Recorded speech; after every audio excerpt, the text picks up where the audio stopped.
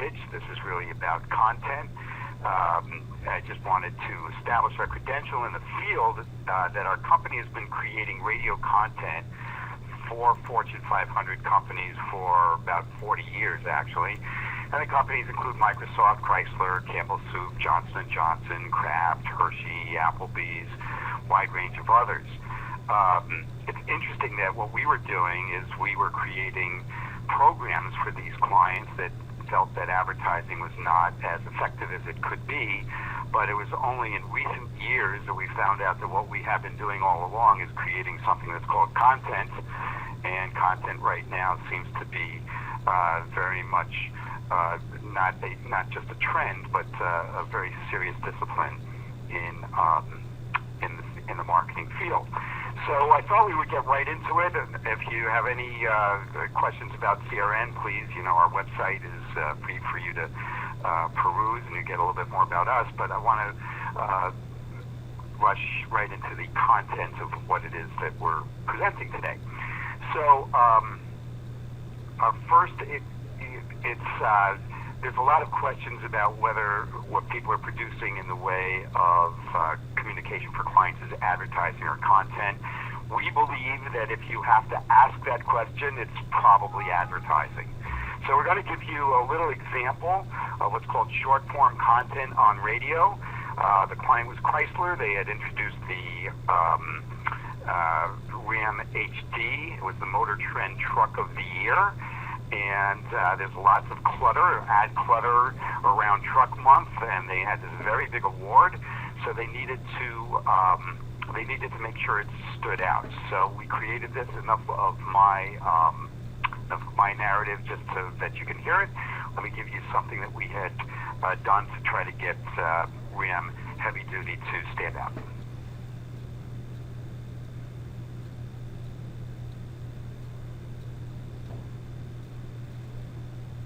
Motor Trend's 2010 Truck of the Year, the all-new is March Madness, which calls to mind the great UCLA winning streak of 88 games broken in 1974. That streak still holds the college basketball record, but UCLA doesn't come close to the Pakistani squash player who amassed 555 straight victories during the 80s. Our researchers looked into winning streaks in sports and found a real dandy.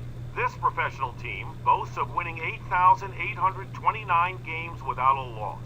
Can you guess? We'll be back with the answer and the Ram heavy-duty moment that ended the streak after this. It's surprising at first to discover that the Ram heavy-duty Laramie crew cab has a refined side. Wi-Fi is a Mopar accessory. Your dealer can set you up with a subscription. The Harlem Globetrotters were shocked when they went down to the legendary All-Stars on September 12, 1995 in Austria, a streak that stood for 24 years. This is Dick Stockton with the Ram Heavy Duty moment from Motor Trend's 2010 Truck of the Year, the Ram Heavy Duty. Visit ramtrucks.com today. So what happened here is that in radio stations run 7, 8, 9 commercials in a row, sometimes 9 minutes of commercials in a row, and we needed to be able to stand out, and we needed to be able to take Ram HD's message outside of the cluttered stop set. So people are interested in sports. We wanted them to lean forward, particularly Ram HD drivers and purchasers. So we created a 2-minute piece that lasted inside the radio programming, into radio programming as opposed into the advertising space. That short-form advertising, what ends up happening is that the commercial itself, which we had truncated so that you didn't have to hear the whole Ram HD commercial, the commercial itself existed right between the cliffhanger and the answer to that particular moment. You have a sportscaster like Dick Stockton delivering the billboards for the client. On the front end and the back end, the program existed inside in a fixed position on the radio station so people could hear it every single day, and the radio station had agreed to promote it throughout the course of the day so that everybody would hear Dick Stockton, they would hear the Motor Trend Truck of the Year, they would hear a plug for HD, and they would hear a push to go to the dealer. So that's just a little example. What we're going to cover within the next 30 minutes or so You now have heard our introduction. We want to have, for the purpose of today, a common definition of content and content marketing. We'll then go into a little exercise on how you can create good content on the radio, and then how to extend that content. For once you pay for the production of the content on radio, you want to extend it to additional platforms, and you want to be able to get it to go viral, and how to make that happen. And then we'll have some little pieces of advice on best practices and things you should watch out for in the creation of content. One thing we found out, and I'm sure that in a lot of webinars, that one of the first things you do is you Google your subject, and so particularly if you're looking to pull some images. And so we Googled content marketing, and we Googled the images, and this is what you get. You get a hodgepodge of confusion. You get lots of different kinds of definition. It's very difficult to define.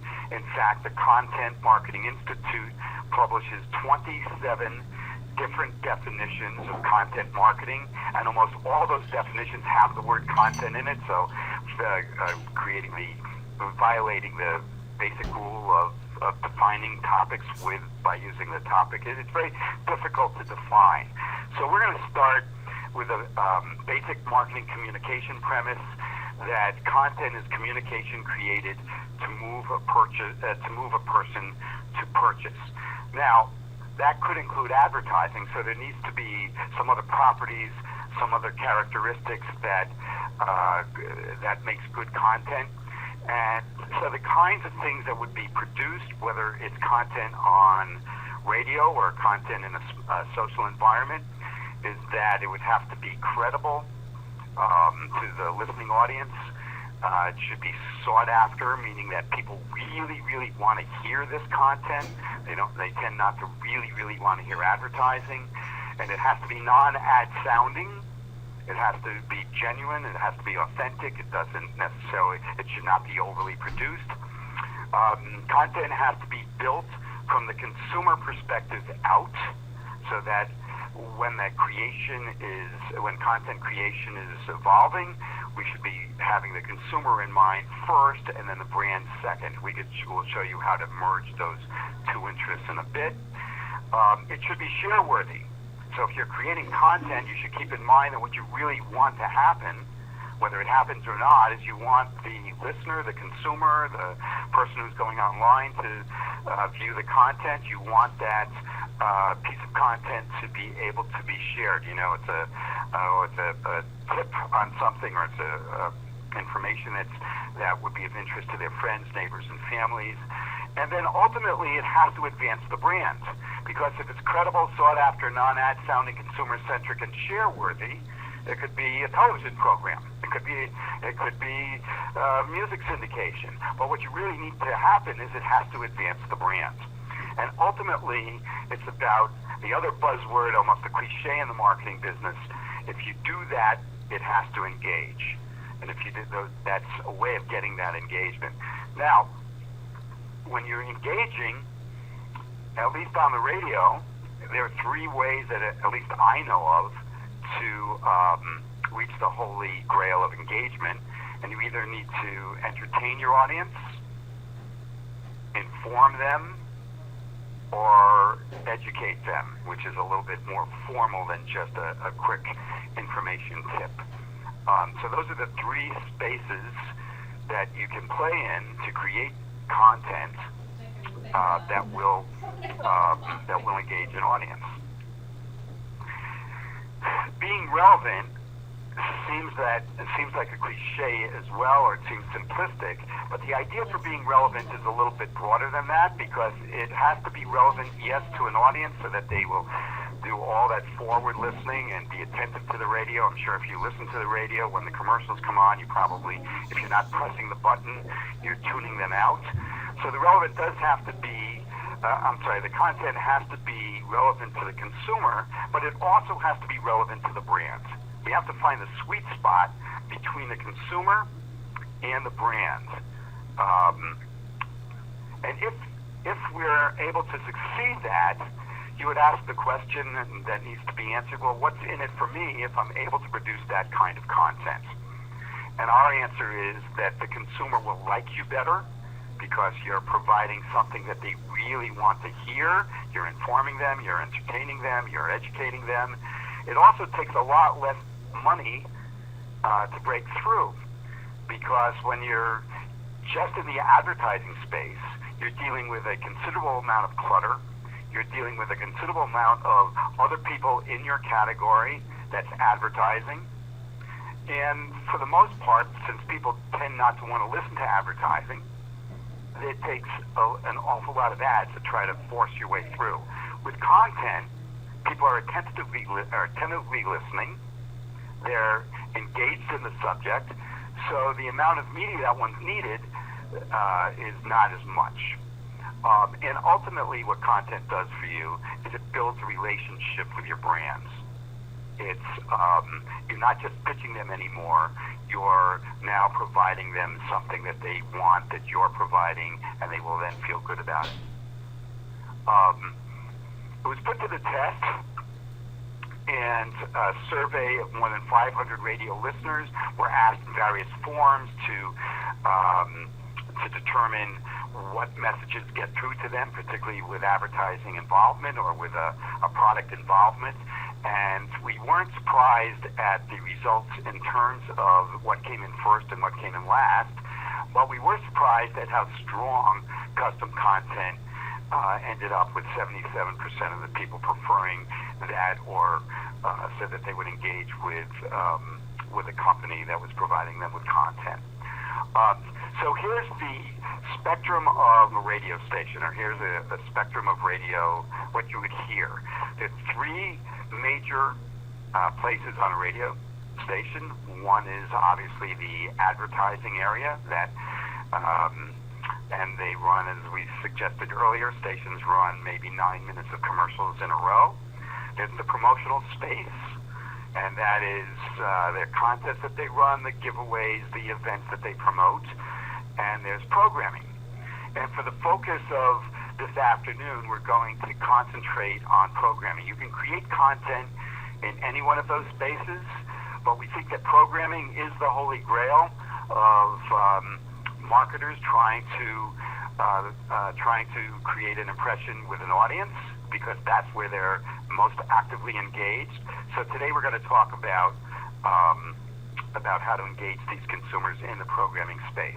At some other point, and if you guys like it, we will be doing a webinar on promotions and even on how to use the ad blocks differently. But for right now, we're going to talk about programming. And there are two kinds of programming that we will discuss. One is station produced.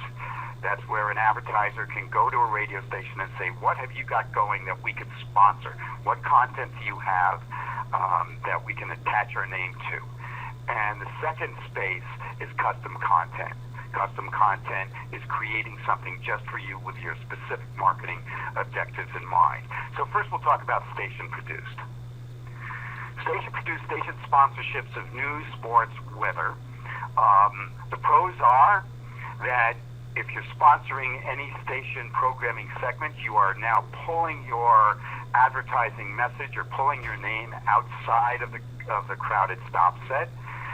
For the most part, there's short messages, so there's a stickiness involved in short messages.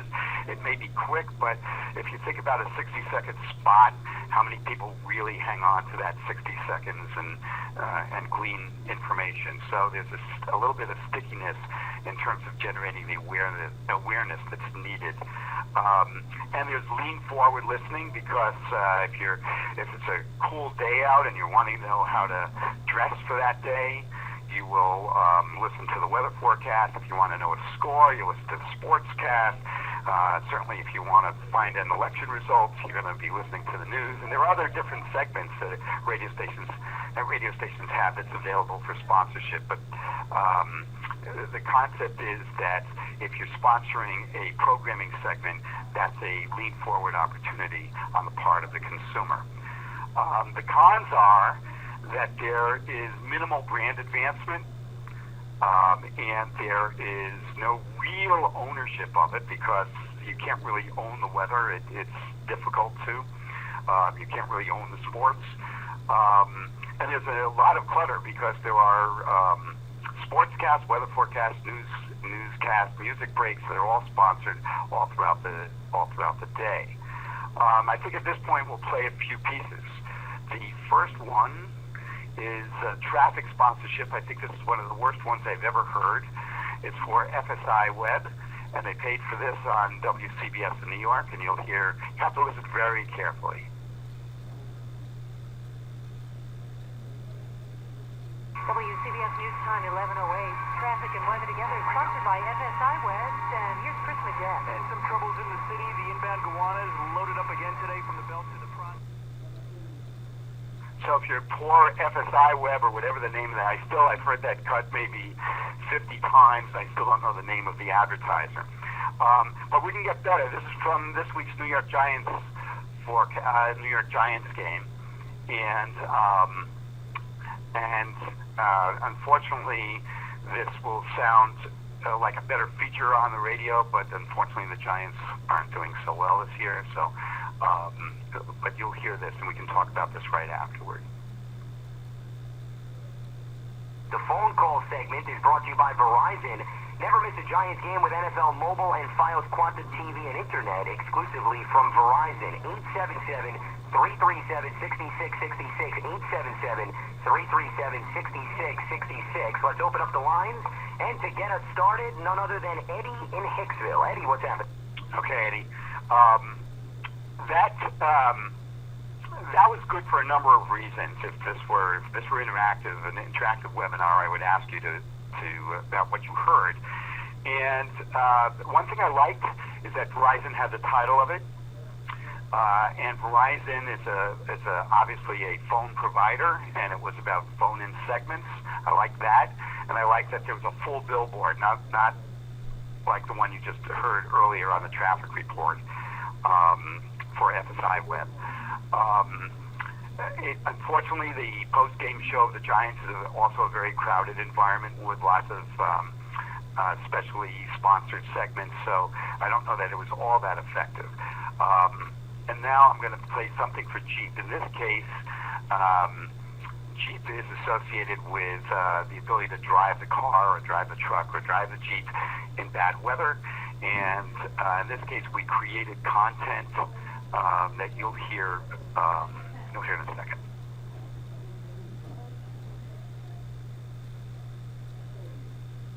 Get where you want to go in a 2012 Jeep Grand Cherokee. Here's the Jeep Grand Cherokee What's Open report.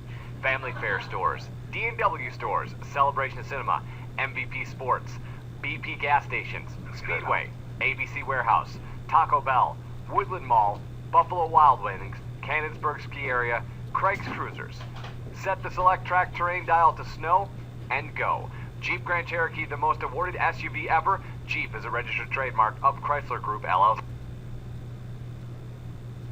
Sorry, I cut that off a little bit too early. But what we did was, right after an extremely bad snowstorm, instead of doing What's Closed, we decided to have Jeep sponsor a What's Open report, and to kind of present the idea that if you had a Jeep, you can get anywhere. And so a couple of best practice points is that when you sponsor a program segment on a radio station, don't just get your name mentioned, get up to 15 seconds of airtime.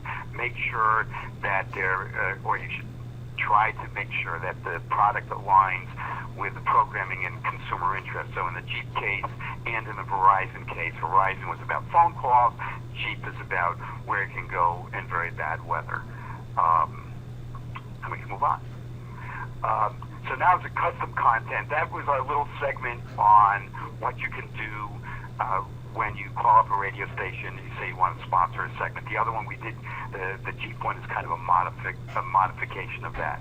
But with custom content, I think we're going to go right and play and play this, and then we can talk about it later.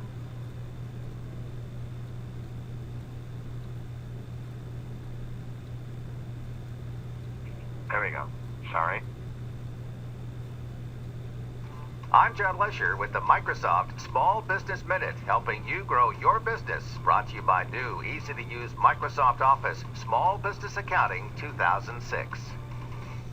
More than one-third of small business owners say competition is fierce, creating lots of pressure to cut prices while costs rise. The findings are in the latest Merrill Lynch Smaller Firm Survey. Of those polled, 29% say rising labor and health insurance costs threaten operating margins, compared with only 7% in the first quarter of 2005. Still, 59% say their primary goal this year is to grab higher market share, and the same majority expects to achieve this growth.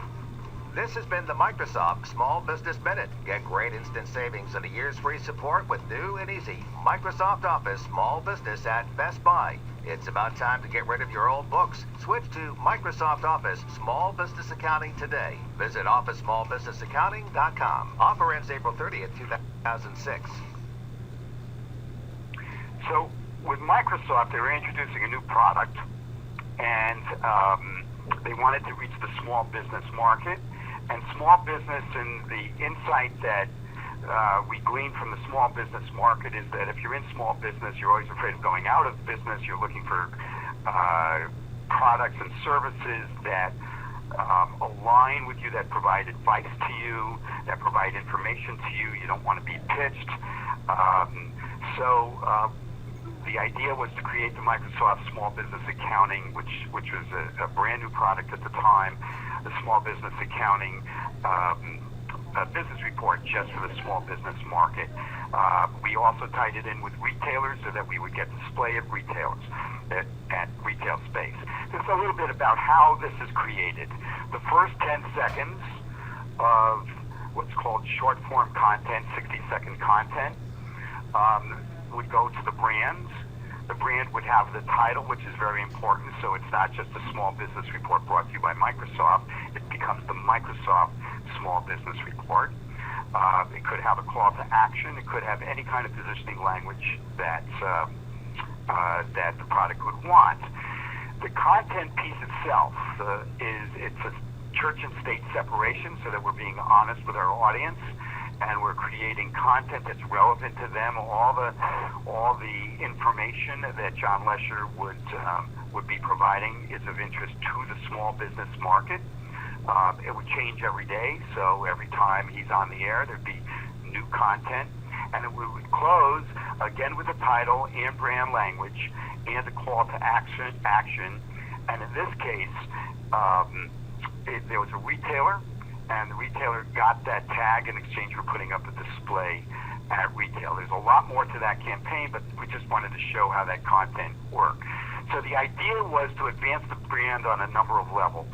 Advancing the brand certainly by getting content that people will listen to and want to engage in, but it advances the brand in a retail space, and it fulfills the insight that we knew about the small business decision maker and the small business owner, and that they were looking to align with companies that would be providing advice that are consultative as opposed to just offering them a product.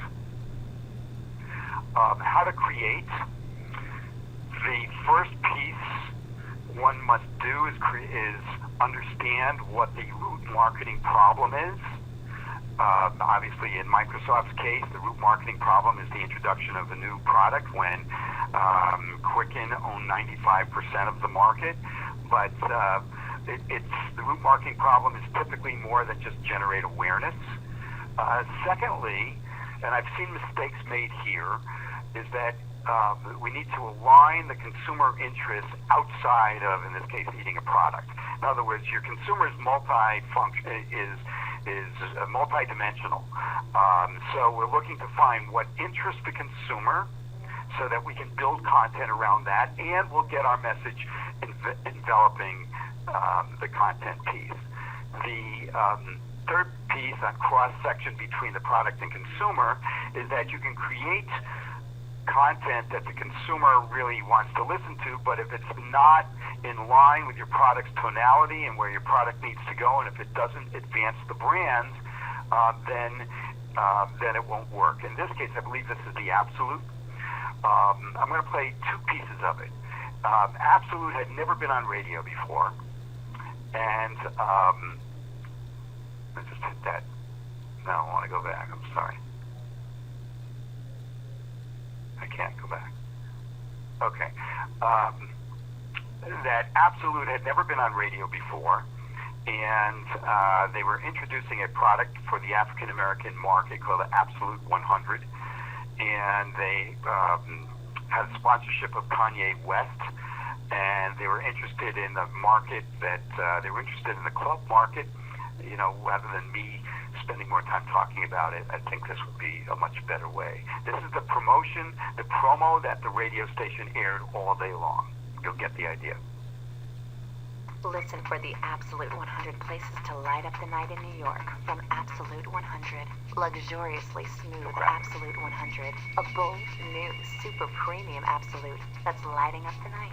Want to know where to go to find Absolute 100? Then listen to the Absolute 100 places to light up the night in New York from new Absolute 100 in the black bottle. Must be 21 or over. Absolute 100 vodka imported by Absolute Spirits Company, New York, New York. Enjoy with absolute responsibility. So that's the promotion of a program, of a content piece, and now I'll play the content piece.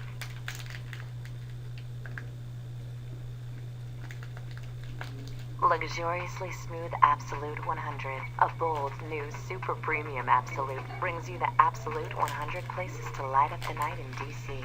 Like a Lotus Lounge, as Serenity welcomes you with a trickling water wall and floating lotus pond, this ultra-chic club quickly transforms into a futuristic scene. Also on K Street, discover Lima, a sexy Latin-inspired lounge featuring amazing food, but an even more thrilling multi-level club energy. Finally, for a more intimate setting, a few doors away, there's a hot and sexy tattoo bar, a provocative atmosphere that offers an awesome alternative to the street's mega clubs. Absolute 100, proud to sponsor the Kanye West Glow in the Dark Tour, ignited by Absolute 100. For Kanye West-inspired Absolute 100 cocktails and tour information, visit absolute.com/Kanye. Light up your night in D.C. with Absolute 100. Must be 21 or over. Absolute 100 vodka, imported by Absolute Spirits Company, New York, New York. Enjoy with absolute responsibility. I'm told rather facetiously that that's a forerunner to SNL's Stefan. Probably not really, but you get the idea. In that case, there was a close affinity to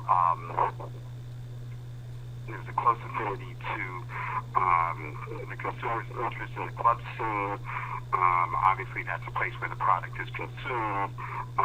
It was local, so there was even a greater level of interest.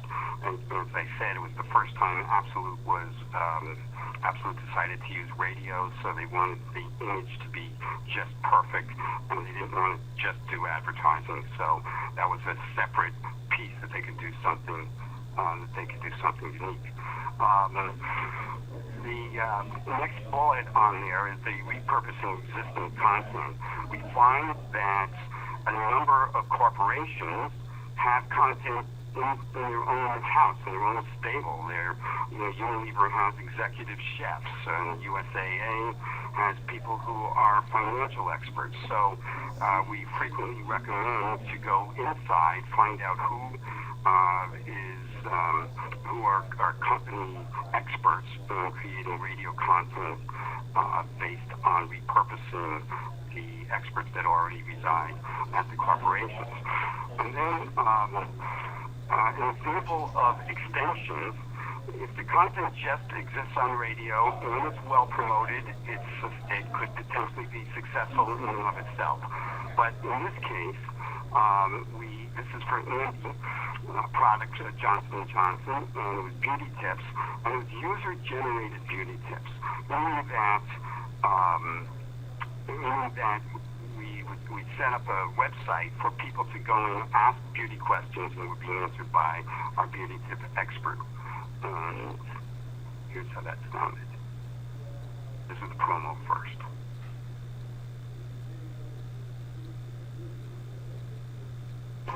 And the expert in skin of color has asked me, beauty expert Felicia Walker Benson, to share my passion for beauty on Ambi's Ask the Beauty Expert. To ask me your skincare and beauty question, just click the Ambi logo on hot97.com. Then tune in right here to Ambi's Ask the Beauty Expert, and you may hear me, Felicia Walker Benson, answer your question. And head to Walgreens, where this month you'll find your favorite Ambi products on sale. And now the program. Hi, Felicia Walker Benson here with Andy's Ask the Beauty Expert. Bimmy from Candler Park wants to know, what's the best way to hide blemishes and spots on your face? Well, the best approach for blemishes and spots is to do all that you can to prevent them from appearing in the first place. And that means keeping your skin clean, moisturized, and protected on a daily basis. If your skincare routine is inconsistent, now's the time to commit to a plan. Try oil-free products to reduce pore clogging gunk that can lead to blemishes. And on those occasions when you do get one little pimple, just dab oil-free concealer on just that spot and you're good to go. As the expert in skin of color, Ambi designs products to meet your skincare needs. For flawless skin, use Ambi's skincare regimen, including Even and Clear Cleanser, Even and Clear Moisturizer, and Ambi Fade Cream. Get all of these great Ambi products at Family Dollar. They'll make you feel unstoppable. So there's a little bit more advertising on it than I would have liked, but it certainly was effective for Andy. Just to back up and give you some results, with the Microsoft piece that you heard earlier, the match market testing. Revealed that there was 42% better sales results in markets where content was used. 65% they classified as better performance. They had an unaided awareness of 40% after just about 4 or 5 weeks. There was a high level of intent to purchase that was measured, and they had almost 8,000 click-throughs to a purchase website. I can't tell you whether they purchased or not. The Absolute 100 was tied in, as I mentioned, to Kanye West concert, and that proved extremely effective. Andy, here's how we got here's how the consumers got to submit their questions, and it was extended through Twitter, through other social media, and the results of that was that Ambi experienced a 20 to 50% sales increase, exceeding their television performance from the prior year. And incidentally, Felicia Walker Benson, who was an unknown, relatively unknown freelancer, now is the social media director of Bergdorf. So she did very well by this, and so did Andy. One of the things that content should always attempt to do is to create an emotional connection with the consumer. If you get to create that connection, the consumer is going to, it's a very good jump starter into consumer loyalty. I'm going to play something from Hormel.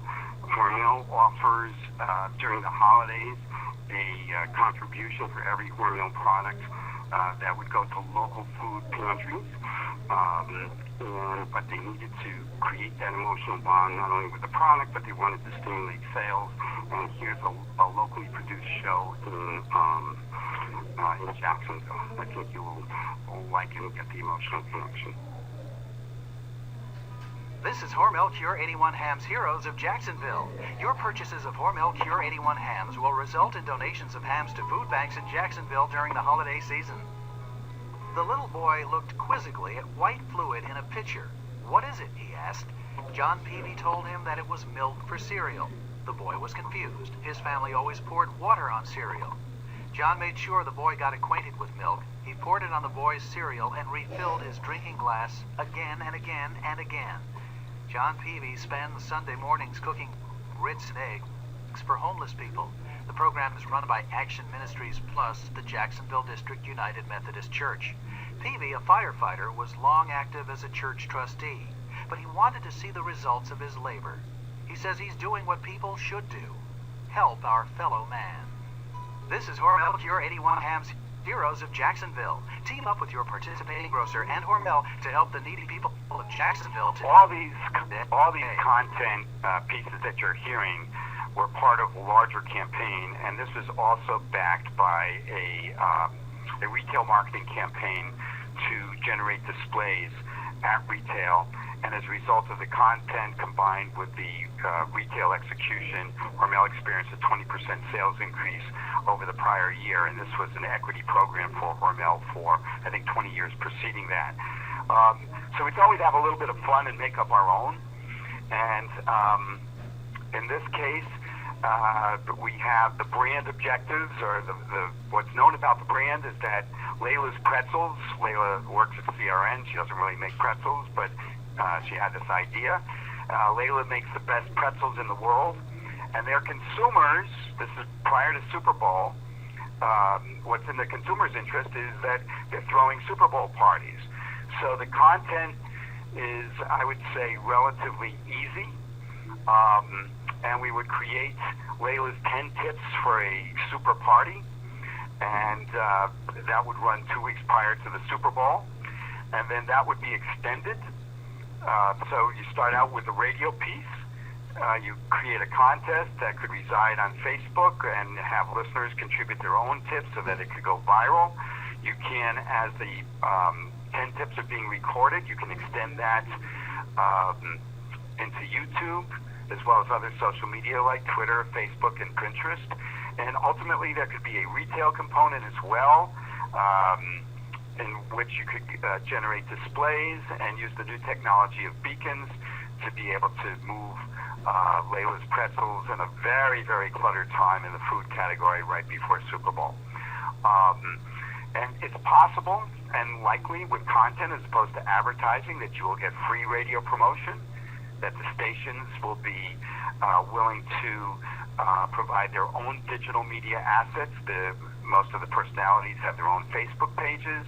They have their own Twitter feeds, and it's a great opportunity for public relations. So this is kind of like best practices or reminders or things that we think are important.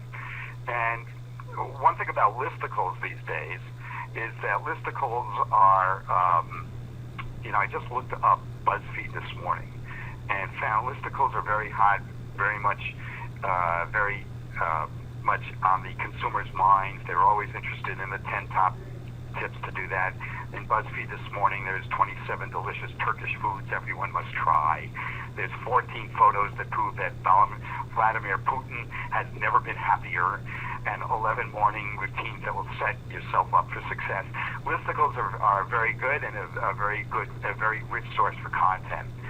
The next piece is the next box that you see is the Chick-fil-A Bowl. And title sponsorship is so much more valuable and so much more retained by the listeners than presenting sponsorships. So if you look to the left, you'll see the Rose Bowl game, and okay, so Northwestern Mutual was the presenting sponsor of the Rose Bowl game, but I'm sure that probably all our listeners today don't know it. They got some nice exposure on a lot of collateral, a lot of advertising, but better was Tostitos Fiesta Bowl, because the Fiesta Bowl, Tostita had the title. So with the title and a very good synergy with the Fiesta Bowl, with Fiestas, that worked out very, very well. However, the news media could still only call it the Fiesta Bowl, and the next year it could be still known as the Fiesta Bowl. Well, Chick-fil-A took over the Peach Bowl in Atlanta, and they decided to get rid of the word peach, and now nobody could refer to that particular game on New Year's Day as anything else but the Chick-fil-A Bowl. So that just shows you some representation about why title is very important. The other the remainder of the 9 things to know about content, some of it we've talked about, and that is the next blue box has to do with extensions. Once you start content, you can keep extending it out through lots of different platforms, lots of different social media avenues. Change is a must. Content differentiates itself from advertising in that if you want to keep the audience engaged, you need to continue to change that content virtually every time it's on the air. The Act Now is a reminder that that it is not a sin to put a call to action in content. So the billboards that we had showed you graphically with Microsoft will show you that there's a front billboard and a back billboard, and by all means make it a call to action if you're in a promotional period. Local, we showed a mix of both local and national. Local grabs more ears. Local is the place where the consumers shop. Even if they're shopping online, they're shopping from their home, their cars, their workplace. So as much local content as we can generate, the better I think it is for the marketing industry. The 80-20 rule has to do with how much should be devoted to the content of the material, the entertainment piece, the information piece, and the education piece. And if it goes more than 80-20, it's going to start sounding a lot like advertising. It's not a hard rule, but if you want the radio stations to get behind it, if you want people to listen forward to try to keep the relationship between advertising and content to be stronger in favor of the consumer. And promoting, we showed how the radio stations promote it, but clearly if content exists, we used to talk about hard copy and how many people would see the show hard copy. Everybody knew hard copy, but not very many people saw it. And the reason that they heard of it is because of all the promotion that hard copy did. And finally, about content, is that what this really is all about is making a Faustian bargain. What you're suggesting to the consumer, or your bargain with the consumer, is that, look, I'm going to provide you with something that you're going to want to hear. I'm going to provide you with something that's either going to entertain you, inform you, teach you, but in this case, you're going to have to listen to what I'm going to say about the brand. And that's about it for us. Thank you all. We're CRN. We use radio differently. We've been in the content business for a long period of time, so I would open up the floor to questions, if we can. Sure, Barry. First of all, thank you very much for that content and that session, and opening our eyes to what you can do with radio and how you should go about doing it. I mean, in all this age of digital everything and smartphones, I mean, it's amazing, how much radio is still very much ubiquitous in our lives. I take my daughter to school. It's like she's got the radio on. So right. It's there and it's a medium to be used. As I've said at the top of the session to the attendees, if you have questions, please indicate either in the Q&A or the chat area. You don't have to type your question there. Just say, hey, I've got a question, and I'm happy to unmute your line and let you ask Barry, and we can get some discussion going here in these last few minutes of the hour. In the meantime, while you guys are typing your question in, I just wanted to throw this out to you, Barry. So, listening to all this and all the things you are able to do with radio, what is the big misconception that marketers tend to have about radio? Is it around does anybody listen to radio, or should we all be on digital or on social media or whatever? Or what is the big misconception that you often find yourself getting people? The hurdle you have to I think people believe that radio is dying, but I will say that when I got into the business, people were saying that as well because of television back then.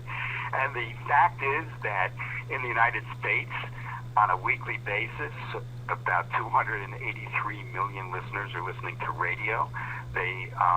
It reaches just about 93 to 94% of every demographic. It's still used as a music discovery medium.